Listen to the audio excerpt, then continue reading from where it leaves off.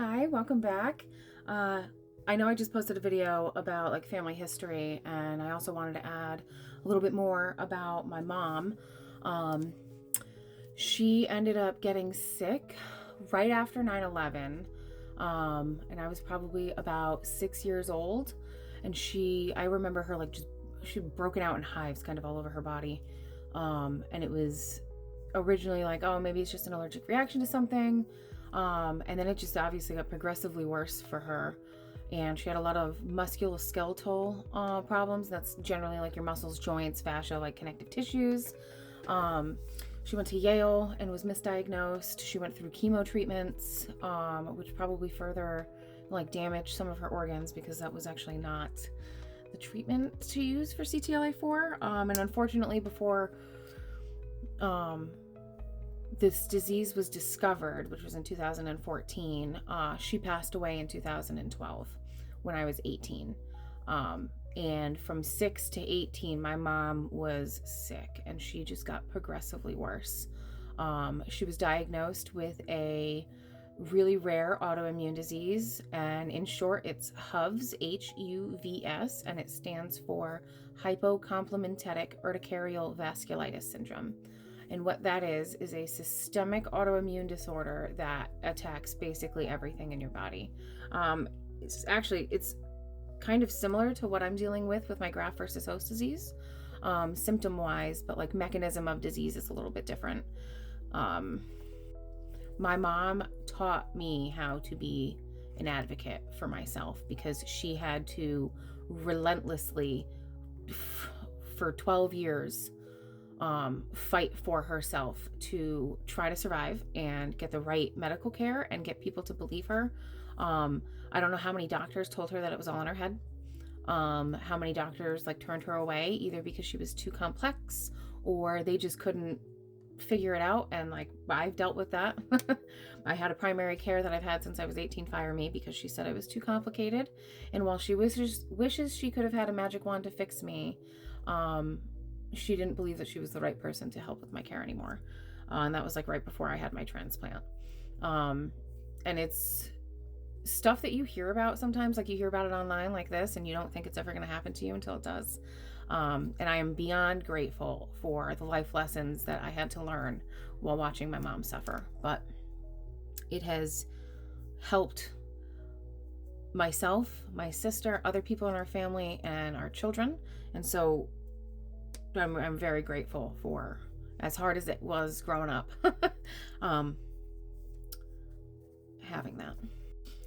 So my mom struggled, obviously with all these health conditions, but then she also had to take care of me and my sister. My sister wasn't really sick at this point. She had some stuff going on with her joints, but nothing was like crazy for her yet.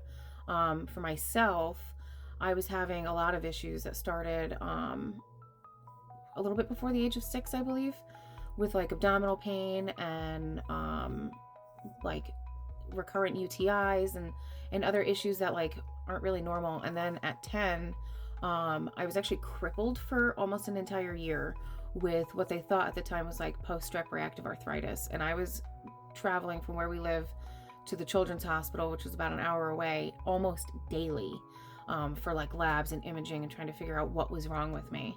And so my mom, on top of being sick herself, was also doing all of this and working full time.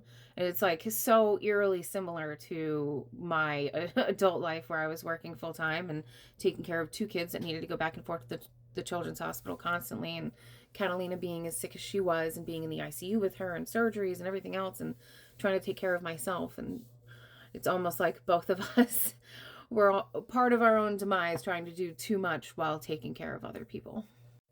So going back in time a little bit, when my mom was a kid, she actually really didn't have a lot of problems. She was like lactose intolerant, but really outside of that had like a pretty normal childhood.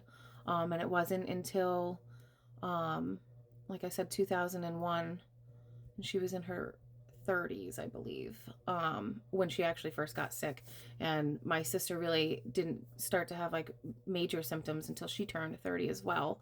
I don't know why 30 seems to be the magic number, because when I was 30, I got diagnosed with type 1 diabetes. And then before I turned 31, I had a bone marrow transplant to save my life.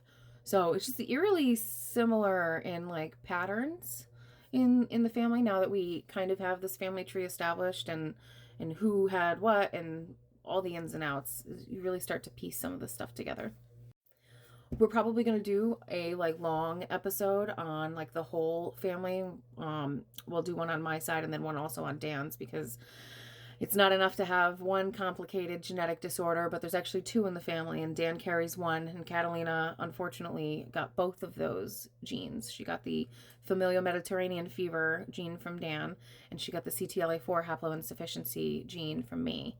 And thankfully Juliana only has the CTLA4, and thankfully Jack doesn't have any of that, and he is really the healthiest one in the family. And so like, thank God for all of that. But stay tuned. We are, now that I'm feeling a little bit better, trying to get put more stuff out there. If there's anything that anybody wants to hear us talk about, or if you guys have any questions, please put them in the comments below or inbox me. I would love to touch on anything that you guys have questions on, or even just trying to help spread some information. I'm like a wealth of knowledge up here. Even though this thing's like a noodle brain from all the chemo, I still remember a lot of it. So thanks for staying tuned.